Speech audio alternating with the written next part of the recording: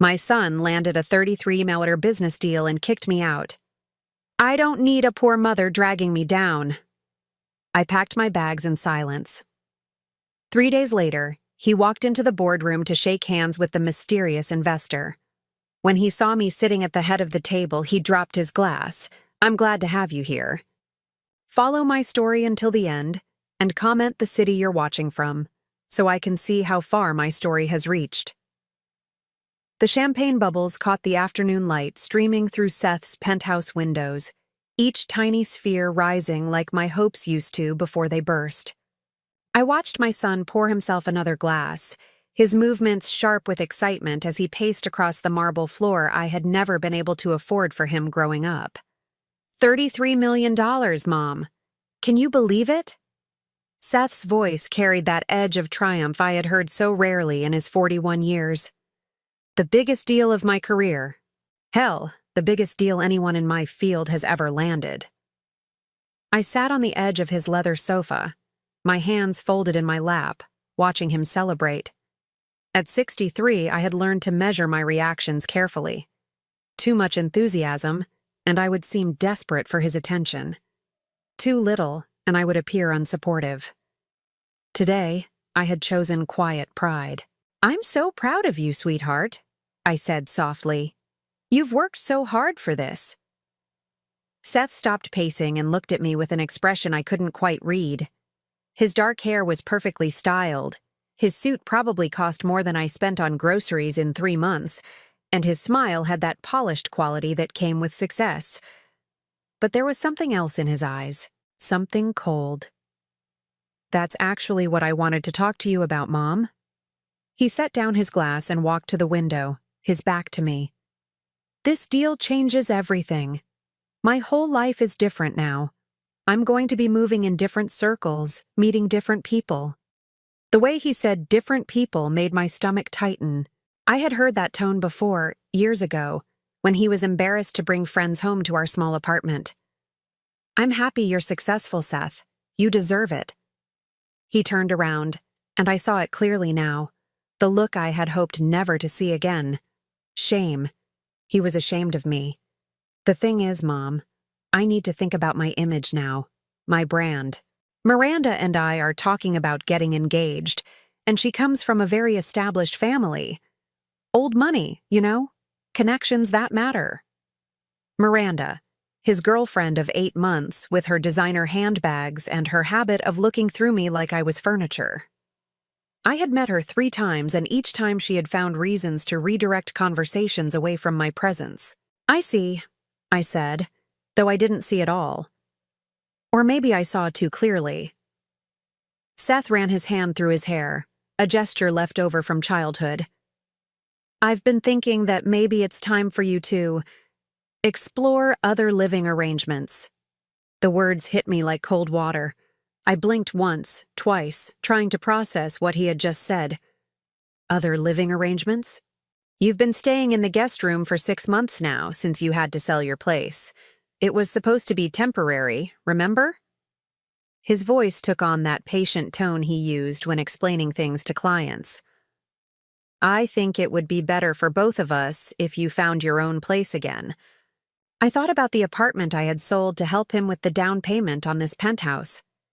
The apartment where I had raised him alone after his father died, where I had worked late into the night at 3 different jobs to pay for his school clothes, his sports equipment, his college applications. Seth, I don't understand. Is this about Miranda?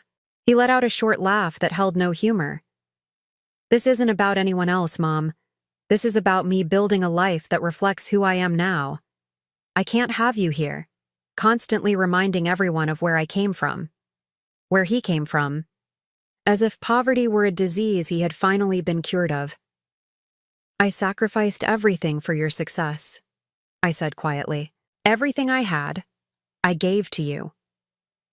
And I'm grateful for that, he said, but his tone suggested otherwise. But I can't keep carrying that burden. I can't keep being responsible for decisions you made 20 years ago. Decisions I made, like choosing to work double shifts instead of remarrying for financial security, like selling my mother's jewelry to pay for his textbooks. Like mortgaging our house so he could attend the college that gave him the connections he now treasured more than the woman who had made them possible. Where am I supposed to go, Seth? He walked to a desk drawer and pulled out an envelope. I've looked into some nice senior communities, very affordable. This should help with the deposit in first few months. He held out the envelope like it was a severance package. Inside, I could see the corner of a check. My hands trembled slightly as I took it, but I didn't open it. I couldn't bear to see the dollar amount he had calculated my worth to be. I need you to understand, this isn't personal, Seth continued. It's just business. I have to think about my future now. His future. Not our future. Not the family we were supposed to be. Just his future. Clean and polished and free from the embarrassment of a mother who worked at the grocery store for 15 years to keep him fed. I stood up slowly, my knees protesting the movement. At 63, I felt every year of struggle in my bones. When do you need me to leave? The sooner the better. Miranda's parents are coming to dinner next weekend, and I'd prefer if. He didn't finish the sentence. He didn't need to. I walked to the guest room where I had been staying and began pulling my clothes from the drawers. Everything I owned fit into 2 suitcases. 41 years of being his mother, and this was what I had to show for it. 2 suitcases and an envelope I was afraid to open. Seth appeared in the doorway as I zipped the second suitcase. Mom, I want you to know that this doesn't change how I feel about you. I looked at him, this man I had raised, this stranger wearing my son's face. How do you feel about me, Seth? He opened his mouth, then closed it. The silence stretched between us like a canyon I knew we would never cross again. I love you, he said finally, but the words sounded hollow even to him. I nodded and picked up my suitcases. They weren't heavy. Nothing I owned was heavy anymore. I had learned to travel light years ago. At the door, I turned back one last time. Seth was already back at the window, champagne in hand, staring out at the city that had claimed him completely. Goodbye, Seth. He didn't turn around. As I waited for the elevator, I thought about all the nights I had sat beside his bed when he had nightmares, all the times I had told him he could be anything he wanted to be. I had been right. He could be anything, including someone who would throw away his own mother like an outdated piece of furniture. The elevator doors opened, and I stepped inside, my reflection staring back at me from the polished walls. I looked older than 63. I looked tired. But as the doors closed and I began my descent, something shifted inside me. For 41 years, I had lived for Seth's approval, Seth's success, Seth's happiness. Now, for the first time in decades, I would live for someone else entirely. Myself. The lobby was empty except for the doorman, who nodded politely as I wheeled my suitcases toward the exit. Outside, the Chicago afternoon was crisp and clear. I had nowhere to go, no one waiting for me, no plan beyond the next hour. But I wasn't afraid anymore. Fear was something I had left upstairs, along with everything else I had given to an ungrateful son. I had work to do. The motel room smelled like disinfectant and broken dreams. I sat on the edge of the bed, still holding the unopened envelope Seth had given me, watching the numbers on the digital clock blur through my tears. 9:47 p.m. Exactly 12 hours since my son had decided I was no longer worthy of his new life. Finally, I tore open the envelope. $5,000. The check was signed in his confident handwriting, the same handwriting I had helped him practice for his college applications. $5,000. Less than I had spent on his senior year of high school alone. I set the check aside and opened my purse, pulling out the small photo album I always carried. The pictures were old, some of them faded, but they told the story Seth had chosen to forget. There was Seth at 5 years old, gap-toothed and grinning, holding up a drawing he had made me for Mother's Day. World's best mom, it said in crayon letters I had taught him to write. I remembered that day clearly because it was the same day I had gotten my second job cleaning offices at night. I turned the page. Seth at 8, wearing his first suit for the school talent show. The suit had cost me 2 weeks of grocery money, but I had wanted him to look as good as the other children. In the background of the photo, you could see our tiny apartment, the one with the leaky ceiling and the radiator that clanged all winter. Another page. Seth at 12, hugging me after his middle school graduation. I was wearing my uniform from the diner where I worked the breakfast shift. My hair was pulled back in a ponytail, and there were flour stains on my apron. But I was smiling like I had just won the lottery, because in many ways, I had. Seth had made honor roll that year, and the guidance counselor said he had a real chance at college scholarships.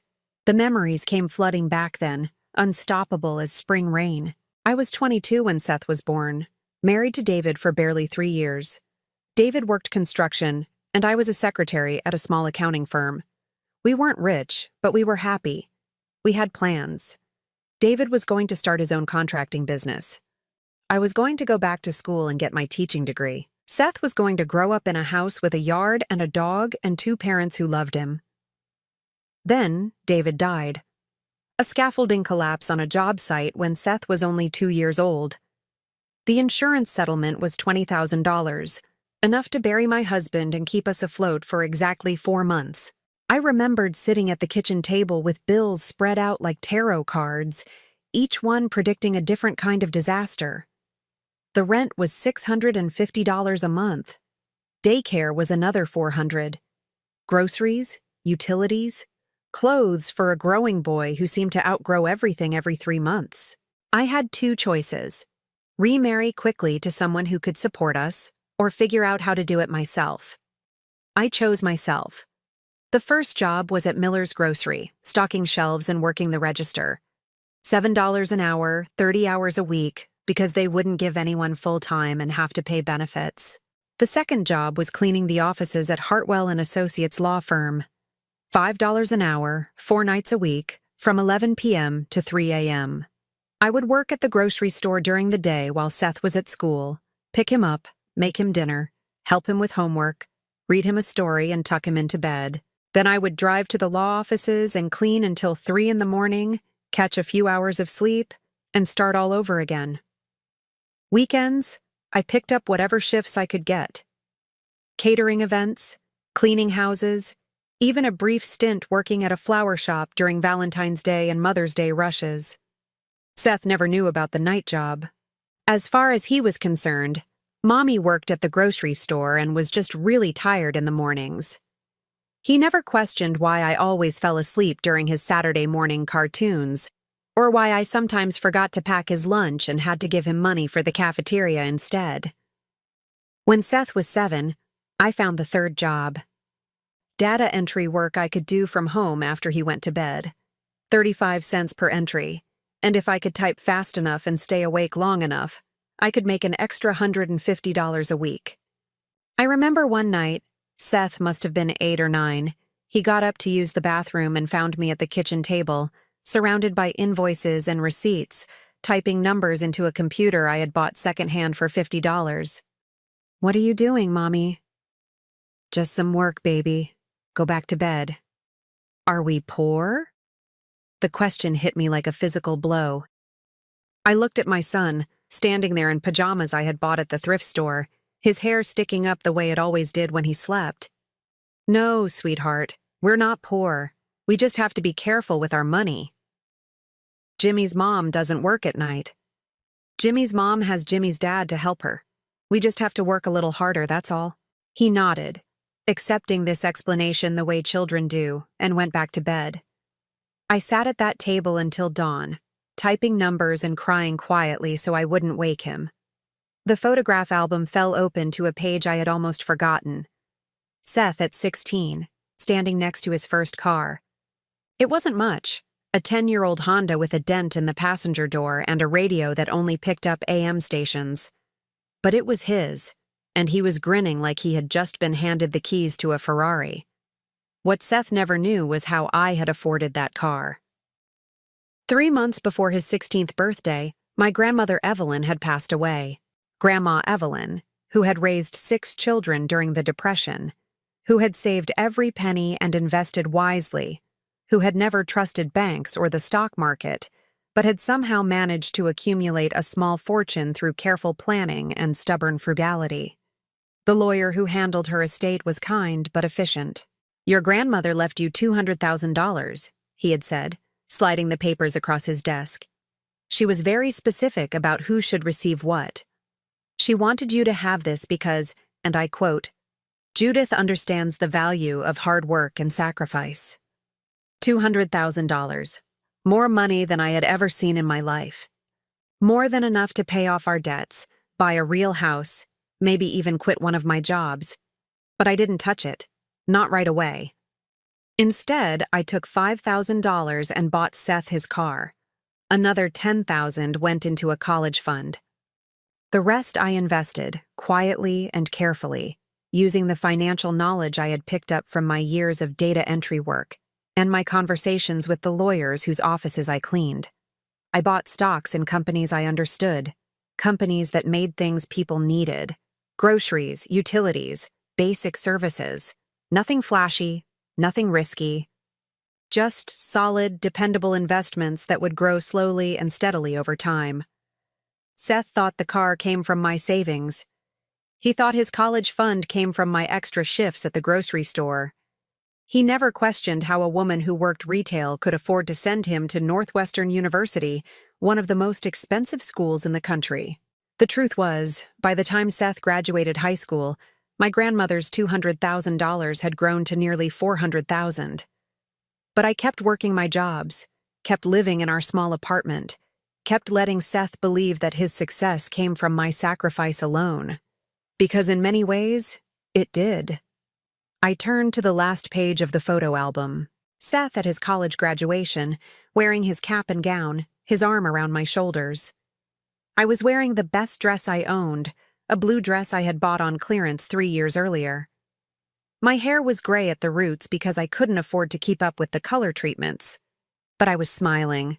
God, I was smiling so wide it hurt my face. Because my son had graduated magna cum laude from one of the best schools in the country. Because he had job offers from 3 different firms. Because everything I had worked for, everything I had sacrificed for, had finally paid off. "I'm going to make you proud, Mom," he had whispered in my ear as the photographer snapped the picture. "I'm going to pay you back for everything. Every sacrifice, every late night, every time you went without so I could have something. I promise." I believed him. For 20 years, I believed him. Now, sitting in this motel room with his $5,000 dismissal check in my hands, I realized how naive I had been. Seth hadn't forgotten about my sacrifices. He had simply decided they embarrassed him. But what Seth didn't know, what he had never known, was that while he was building his career and his connections and his new life, I had been building something too. Something he was about to discover the hard way. I closed the photo album and reached for my phone. There were calls to make, arrangements to put in place. For 20 years, I had been content to remain in the shadows, to let Seth shine while I stayed invisible. Tomorrow, that was going to change. 3 days had passed since I packed my life into 2 suitcases and walked out of Seth's penthouse. 3 days since he had looked me in the eye and told me I was a burden he could no longer carry. I should have been devastated. I should have been calling him, begging for forgiveness, pleading for another chance. Instead, I was sitting in a corner booth at Morrison's Deli, sipping coffee and watching my son through the window of the building across the street. From my vantage point, I could see directly into his office on the 15th floor. He was pacing again, phone pressed to his ear, his free hand gesturing wildly the way it always did when he was frustrated. I had been watching him for 2 hours now, and his frustration was growing by the minute. My own phone buzzed with a text message. "Phase 1 complete. Waiting for your signal." I smiled and typed back a single word. "Proceed." What Seth didn't know, what he couldn't possibly know, was that I had been preparing for this moment for longer than he had been planning his betrayal. While he was building his career on the foundation I had provided, I had been building something much more substantial, something he was about to encounter firsthand. I took another sip of my coffee and watched as Seth slammed his phone down on his desk. Even from 15 floors below and across the street, I could see his shoulders tense with anger. I knew that body language. I had seen it as a child when he couldn't solve a math problem, as a teenager when he couldn't get a girl to notice him, as a young man when his job applications were rejected. But this time, I wasn't there to solve his problem for him. My phone rang. I glanced at the caller ID and smiled before answering. "Mrs. Patterson, how lovely to hear from you."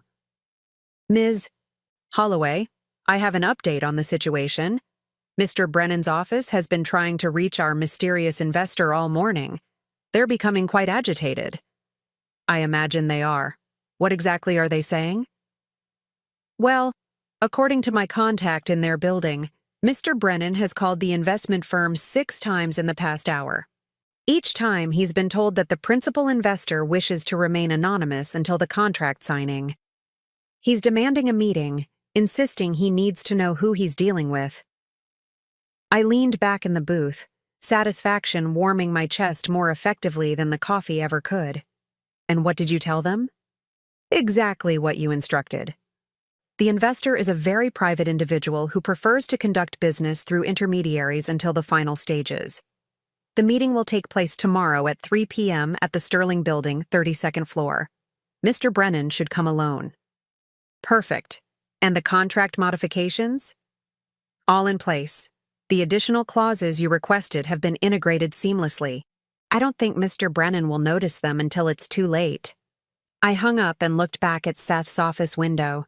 He was standing now, both hands pressed against the glass, staring down at the street as if he could somehow see through the buildings to identify the person who held his future in their hands. If only he knew how close he was looking. The truth was, I had been watching Seth's career much more closely than he realized. Every promotion, every deal, every contact he made, I knew about it.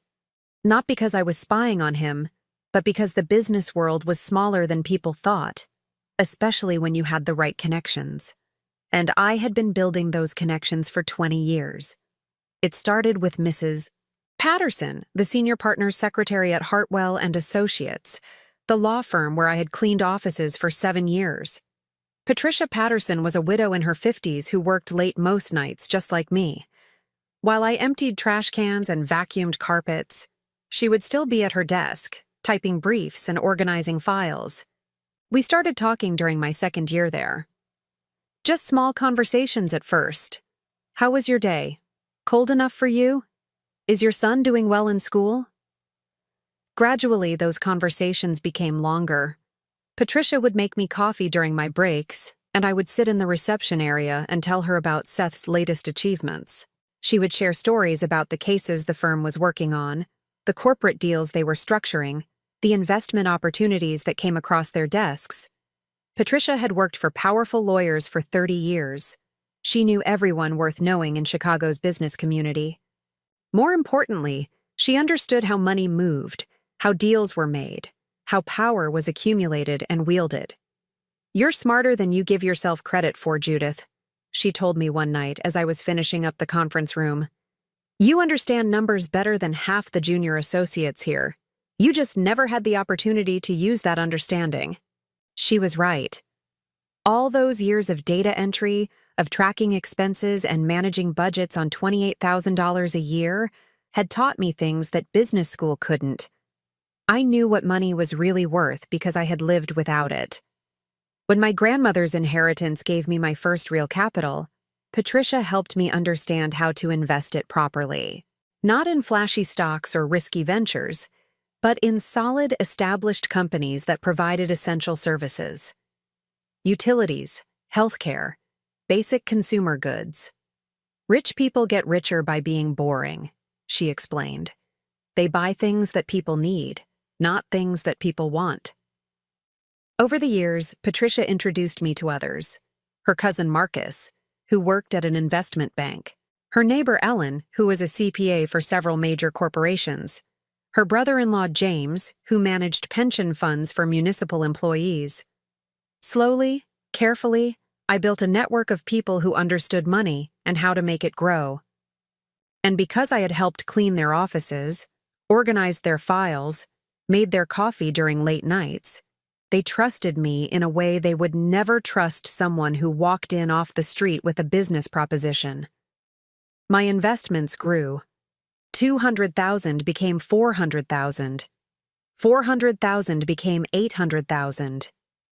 By the time Seth graduated college, I had quietly accumulated over $1.2 million, but I still worked at the grocery store.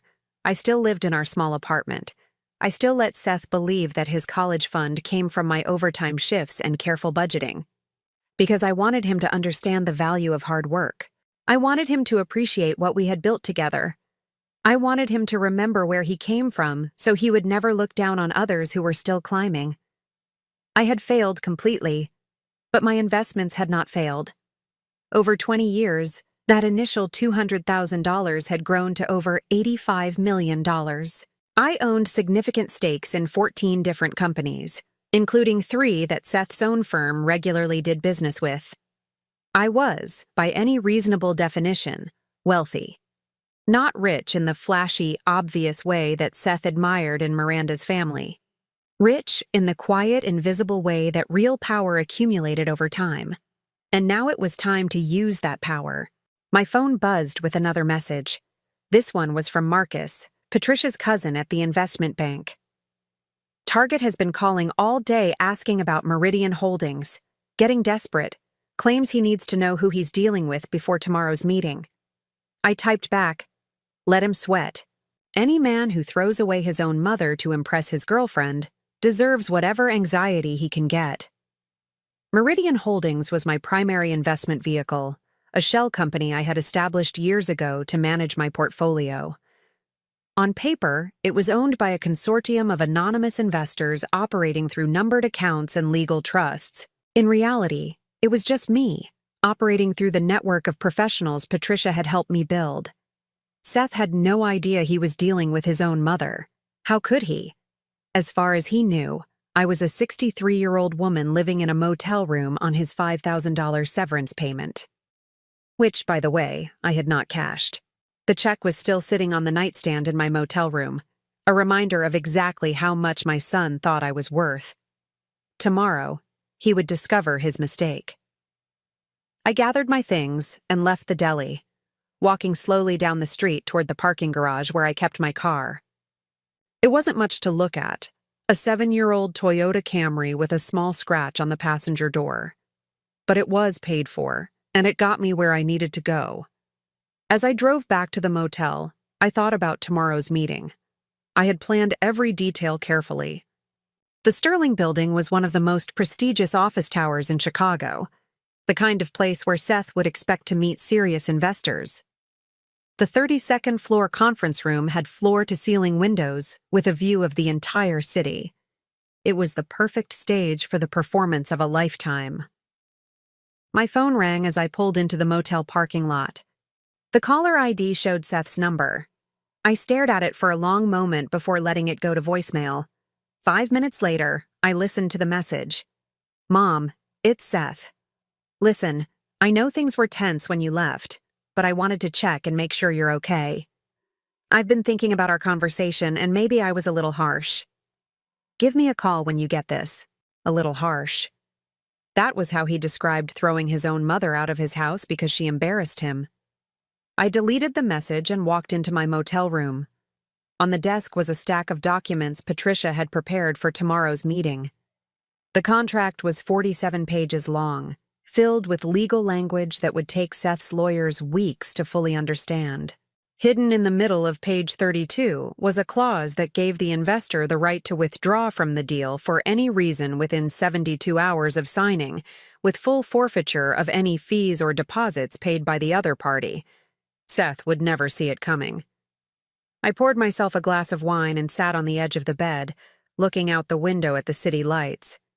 Somewhere out there, my son was probably having dinner with Miranda, celebrating his big deal, making plans for their bright future together. He had no idea that tomorrow would change everything, for both of us. I arrived at the Sterling building at 2:30 p.m., 90 minutes before Seth was scheduled to meet the mysterious investor who would change his life forever.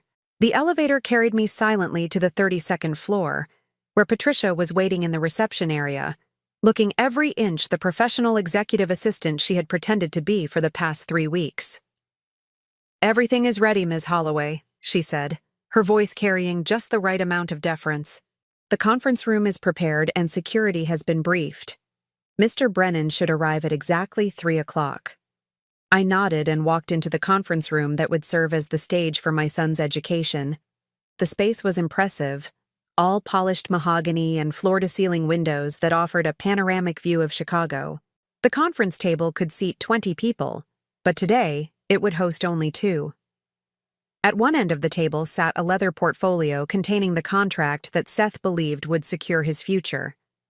At the other end, I placed my own folder, containing documents that would reveal the true scope of my hidden empire. I had dressed carefully for this meeting.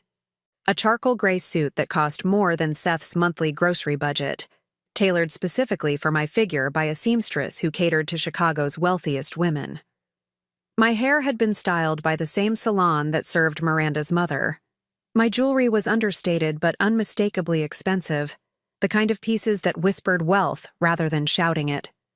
I looked like money, old money, the kind of money that Seth had always envied but never understood. Patricia knocked softly on the conference room door. "Ms. Holloway, Mr. Brennan has arrived. Shall I show him in?" "Give me 2 more minutes, then send him up." I walked to the windows and looked down at the street 32 floors below. Cars moved like toys, people walked like ants, and somewhere among them was the life I had left behind 3 days ago.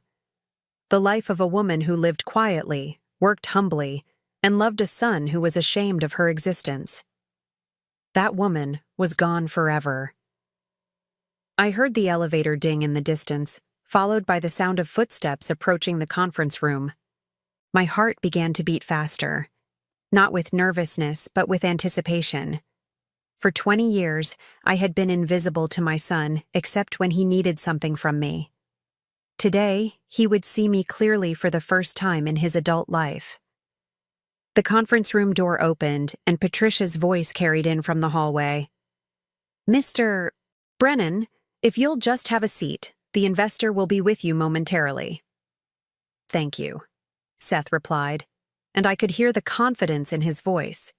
He thought he was walking into a routine business meeting, the kind he had handled dozens of times before. He had no idea he was about to confront the consequences of every cruel word he had spoken 3 days ago. I turned away from the windows and faced the door, my hands folded calmly at my sides. I had rehearsed this moment in my mind countless times, but nothing had prepared me for the reality of seeing Seth walk through that door. He looked exactly as he had 3 days ago when he had dismissed me from his life. Perfectly styled hair, expensive suit, confident posture. He was carrying the same leather briefcase I had bought him for his college graduation, though he had probably forgotten where it came from. Seth stepped into the conference room, and his eyes immediately went to the windows, taking in the impressive view. Then his gaze swept across the room, noting the expensive furnishings and the formal setup. Finally, his eyes found me standing at the far end of the table. For a moment, he simply stared. I watched as confusion flickered across his face, followed by recognition, then disbelief. His confident expression cracked like ice under pressure. "Mom?" The word came out as barely a whisper. I didn't respond immediately. Instead, I walked slowly to the head of the table and sat down in the chair that had been positioned to face him. I opened my leather portfolio and withdrew a set of documents, arranging them neatly in front of me. "Hello, Seth. Please, have a seat." He remained frozen in the doorway, his mouth slightly open, his briefcase hanging forgotten in his right hand. I could see him struggling to process what he was seeing, to reconcile the image of his poor, embarrassing mother with the woman sitting in this expensive conference room, dressed like she belonged here. "I don't understand," he said finally. "What are you doing here? Where is the investor?" I gestured to the chair across from me. "Sit down, Seth. We have business to discuss." He moved slowly, mechanically, like a man in a dream. Or perhaps a nightmare. He pulled out the chair and sat down heavily, setting his briefcase on the table with trembling hands. "You're the investor," he said, and it wasn't a question.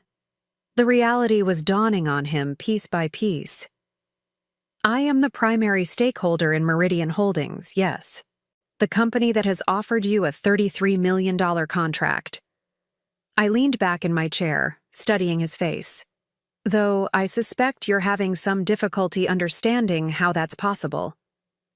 Seth's jaw worked soundlessly for several seconds before he managed to speak. "How?"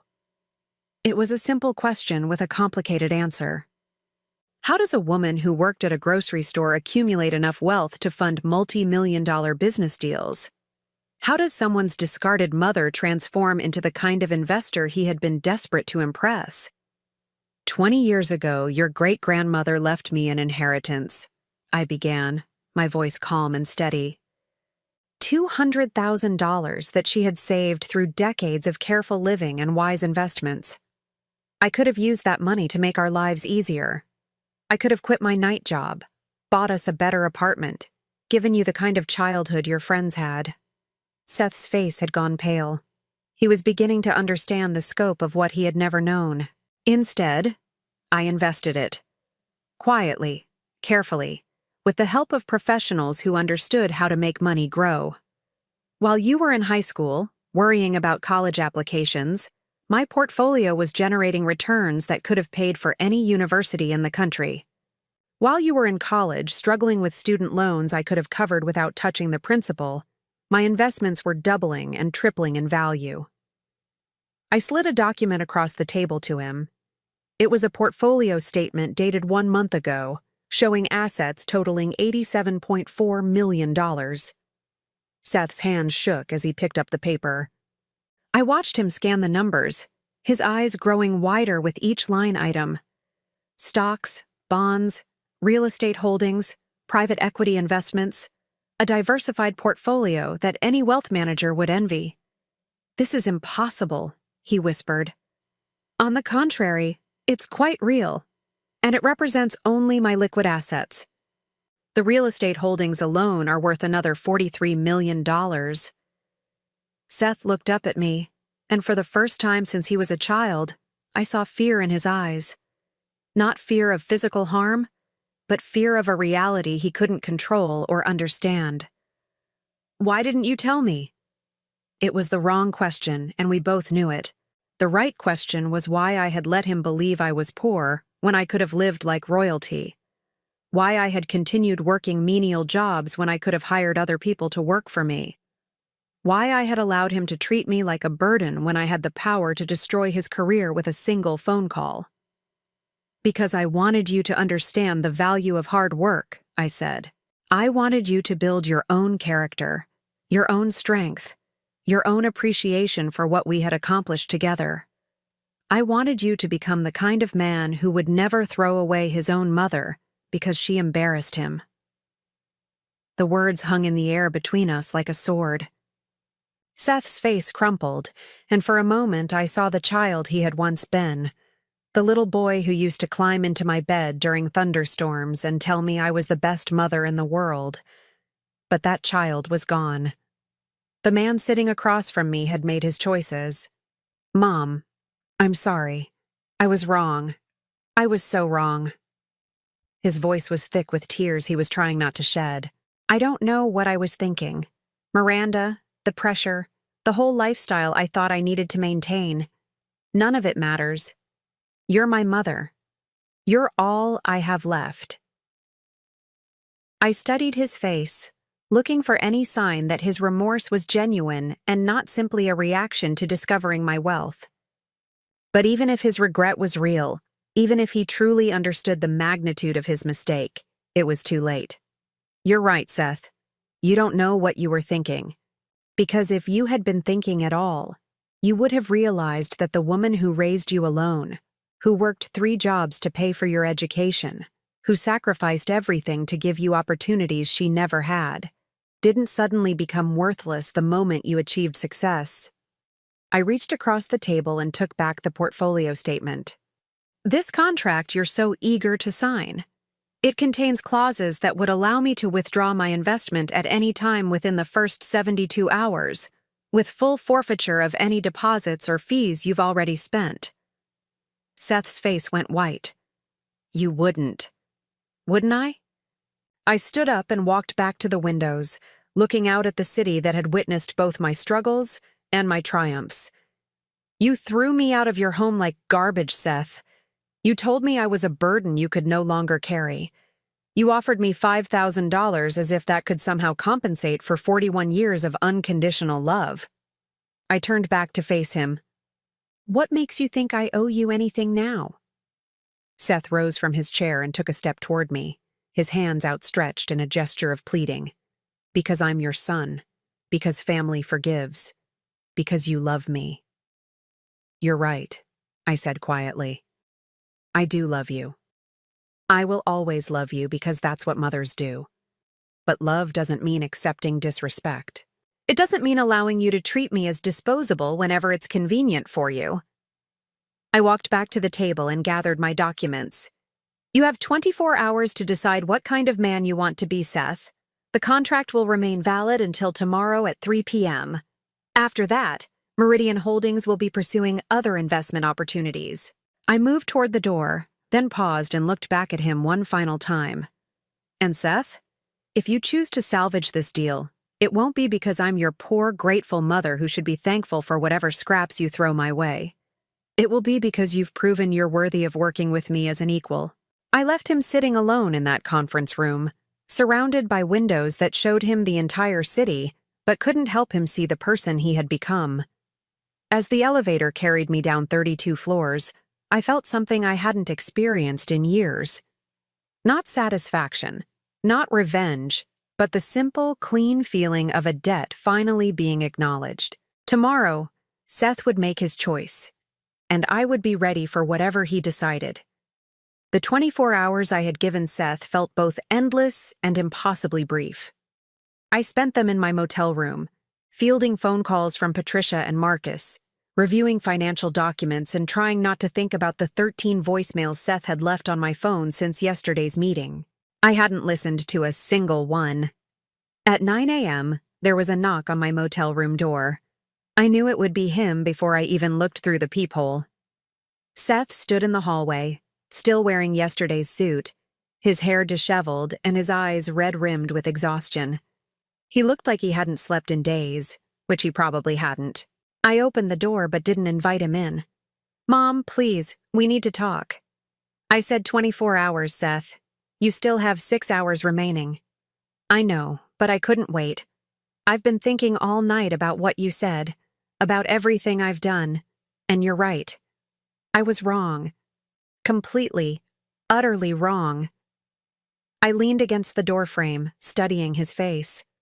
The confidence that had defined him 3 days ago was gone, replaced by something that looked like genuine remorse. But I had seen Seth manipulate people before.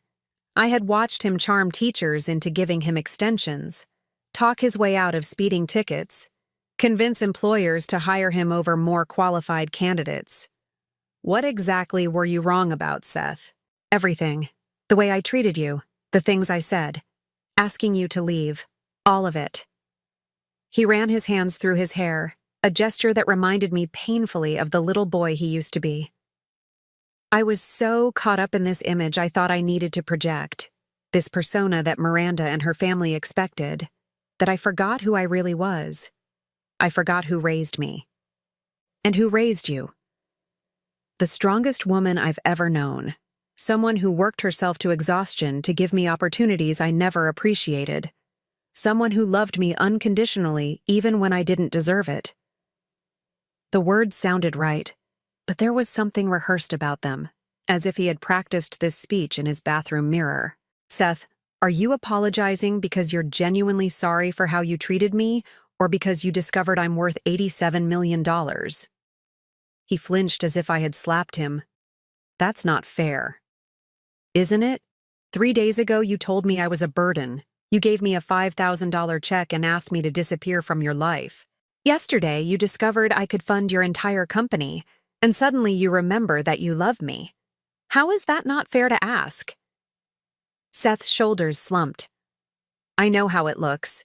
I know the timing makes everything I say sound hollow. But Mom, I swear to you, the money doesn't matter. I would give up the contract, the deal, all of it, if it meant having you back in my life. Would you? Yes, absolutely.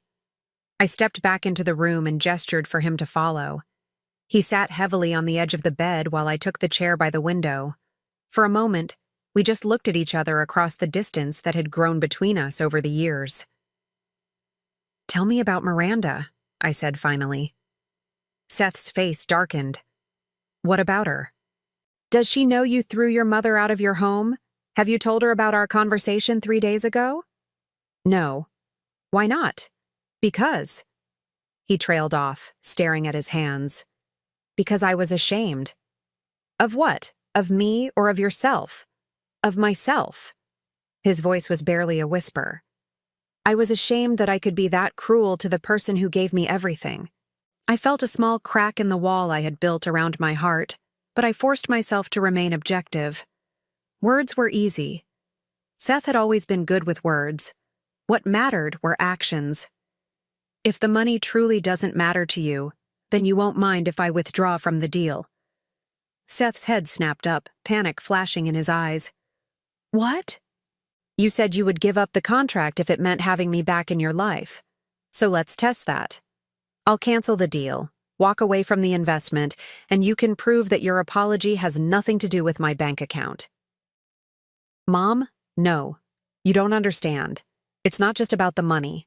This deal, it's my reputation, my career. If I lose this contract, especially under mysterious circumstances, no one in the industry will ever trust me again. I'll be finished. There it was. The truth underneath all his pretty words. He wasn't sorry for hurting me. He was sorry for the consequences of hurting me. So, your career is more important than proving your love for me? That's not what I meant. Then what did you mean, Seth? Because from where I'm sitting, it sounds like you want both. You want my forgiveness for treating me like garbage, and you want my money to secure your future. You want to have your cake and eat it too. Seth stood up and began pacing the small room, his agitation growing with each step. This is impossible. You're asking me to choose between my career and my family. No, Seth. You already made that choice. 3 days ago, when you decided your career was more important than your mother. I'm simply asking you to live with the consequences. He stopped pacing and turned to face me, his expression desperate. What do you want from me? Tell me what to do, and I'll do it. Anything. I want you to understand that relationships have value beyond what they can provide for you. I want you to realize that the people who love you aren't disposable when they become inconvenient. I want you to become the kind of man who would never throw away his family to impress strangers. I can change. I will change. Words, Seth. Just words. Then tell me what actions you need to see. Give me a way to prove this to you. I stood up and walked to the window, looking out at the parking lot where my modest Toyota sat next to Seth's expensive BMW. The contrast said everything about the different paths our lives had taken. 3 months, I said finally. What? If you truly want my forgiveness, if you genuinely want to rebuild our relationship, then you'll do it without the safety net of my money. Take the next 3 months and show me who you really are when everything is on the line. Seth's face went pale.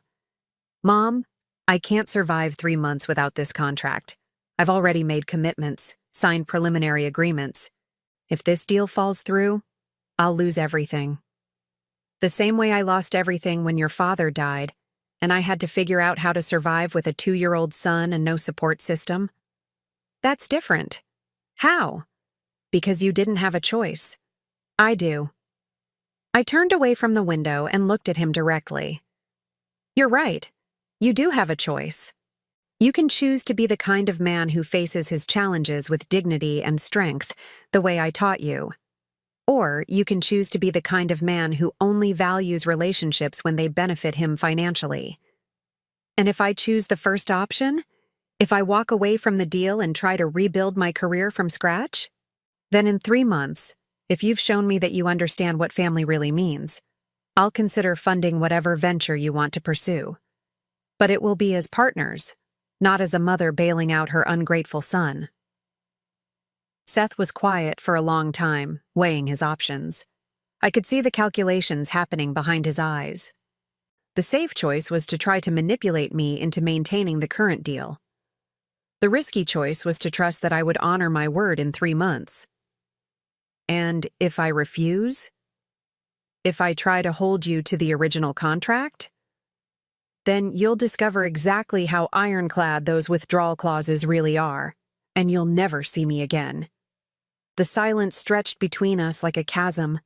Finally, Seth nodded slowly. 3 months. 3 months, I confirmed. He moved toward the door, then stopped and turned back to me.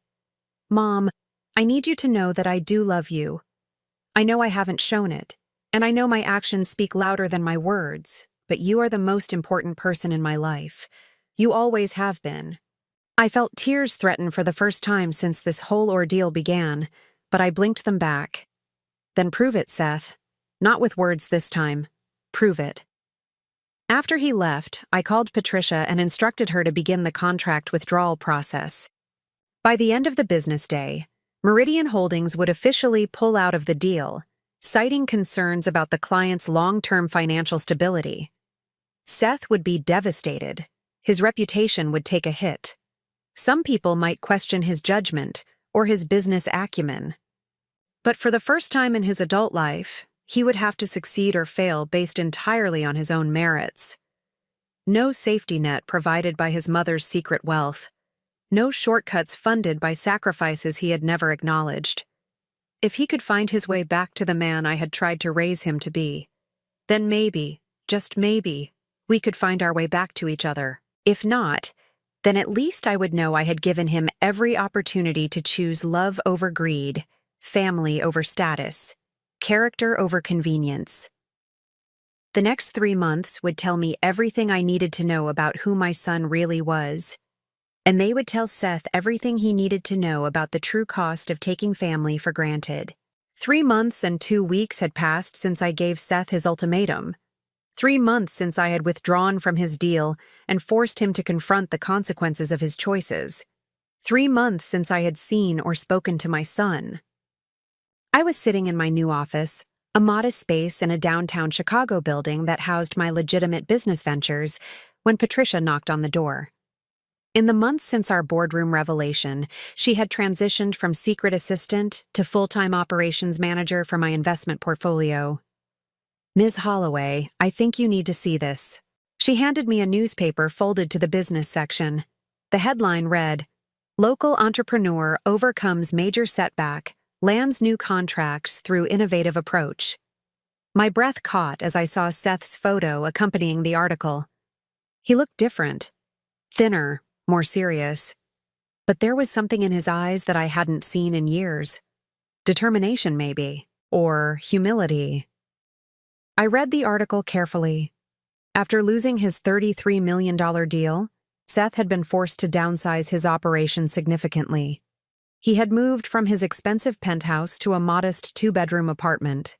He had let go of most of his staff and taken on smaller, less prestigious clients, but instead of giving up, he had done something unexpected. He had started volunteering his business expertise at a nonprofit organization that helped low-income entrepreneurs start their own companies. The article quoted several people he had helped, describing how his guidance had transformed their struggling ventures into successful small businesses. More importantly, 3 of Chicago's most respected business leaders had noticed his work with the nonprofit and had quietly begun funneling contracts his way. Not huge deals, but solid, respectable work that was slowly rebuilding his reputation. The article ended with a quote from Seth that made my hands tremble. Success means nothing if you achieve it by forgetting where you came from or who helped you get there. I lost sight of that for a while, but I'm grateful for the wake-up call that brought me back to my values. I set the newspaper down and stared out my office window. Patricia waited quietly for my reaction. "Has he tried to contact me?" I asked finally. "Not directly, no, but I've been monitoring his activities as you requested. He broke up with Miranda 6 weeks ago. Apparently, she wasn't interested in dating a man who lived in a 2-bedroom apartment and spent his weekends teaching business plans to single mothers." I felt a small smile tug at the corners of my mouth. "And his work with the nonprofit?" "Genuine, as far as I can tell. He's been putting in 20 to 30 hours a week, completely unpaid. The people he's helped speak very highly of him. One woman said he reminded her of her own son, and that he treated her with the same respect he would want someone to show his own mother." My throat tightened at those words. "There's something else," Patricia continued. She pulled out another folder and opened it on my desk. "He's been trying to track down the ownership of your old grocery store, Miller's Grocery, where you worked for 15 years. I looked up sharply. "Why?" "The building is for sale, has been for 2 months. Seth has been inquiring about purchasing it, though I can't imagine he has the capital for that kind of investment right now." My mind raced. Miller's Grocery had closed down 5 years ago when the chain was bought out by a larger corporation. The building had sat empty ever since, slowly deteriorating in a neighborhood that was struggling economically. "Patricia, I want you to arrange a meeting." "With Seth?" "No, with the current owner of the Miller's building, and I want you to do it quietly. Use one of our shell companies."